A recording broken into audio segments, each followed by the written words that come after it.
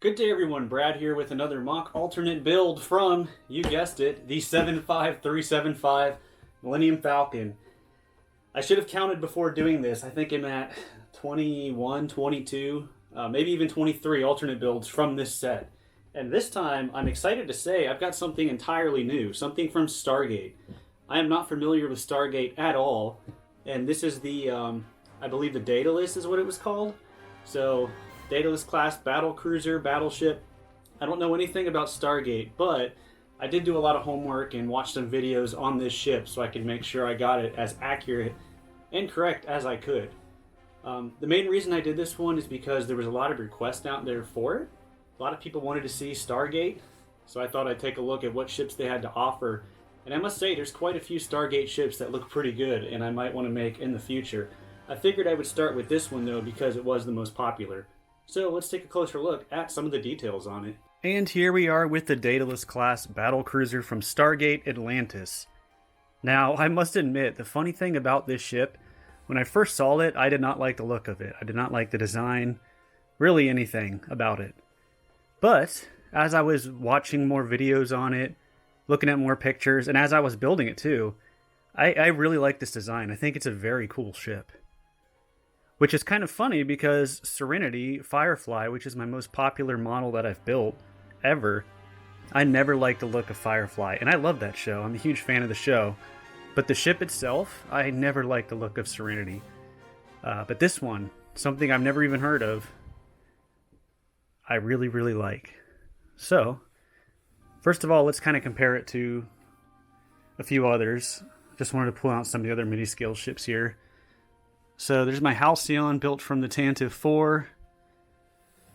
And I would bring out the other Battlestar Galactica, but I only have one Millennium Falcon, believe it or not. Anytime I make an alternate build, it is coming from that set right there. So these pieces are definitely getting pretty old and worn out. So this is my 2004 Battlestar Galactica next to it. And you'll see this thing is quite massive. Shwoom, send you back over there.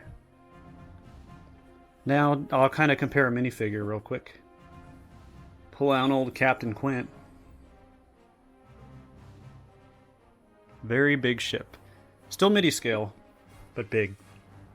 Now, some of the features and details. I know there's like a... sorry if I get it wrong, but I believe there are guns or weapons up at the front. There's kind of a prominent one here, and there's like some smaller ones up here near the top, near the bridge section, but I wasn't really able to incorporate them because I wanted to have the sideways piece here to help make the slope a little better. And I had to do a lot of angle tricks here. So these are actually on hinges right there. So they stay in just fine. And the bottom parts are also on hinges, but they will stay locked into place because that's kind of how I designed it, so they can't be moved.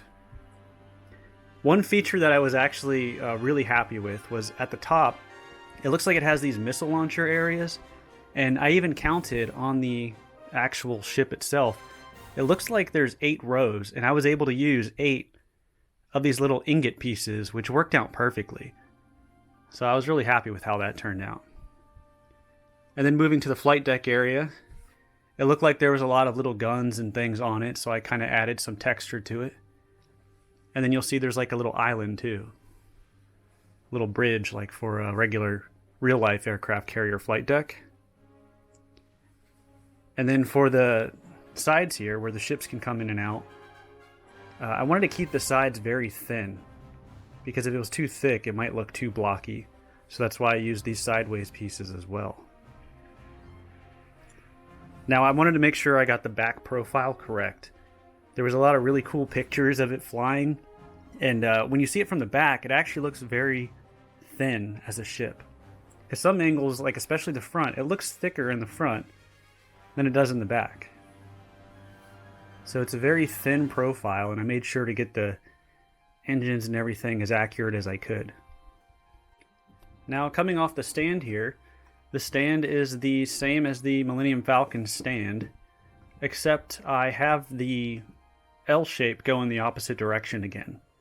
I did this with Battlestar Galactica, and I did it with this one as well. That way it can support all of the weight in the back. And note that the front plate is also not used. The hinge pieces on it are needed for these parts right here. So if you get the build and you don't have the stand, you do need just those two pieces from the stand. Now the build itself, as always, I want to make sure it is very solid and swooshable. It is one big giant chunk of ship. It will not break. You could fly it around as much as you like and do whatever they do in Stargate. Because again, I have no idea. But I do really like the design of this ship. Alright, that is going to do it for this look at the Daedalus-Class Battlecruiser from Stargate Atlantis. I will have instructions available to build this in the description down below, along with all of my other things that I've built over the years on Rebrickable. Yeah, thank you all for the suggestion on this one, or just Stargate in general. I'm kind of running out of Star Wars ideas, at least with the Millennium Falcon, as you can probably see. And there's a lot of awesome sci-fi franchises out there with really cool ships that I was completely unaware of. So please keep letting me know what you want to see. This one was 100% fan request here, and I really enjoyed making it. And again, thank you all for suggesting this one.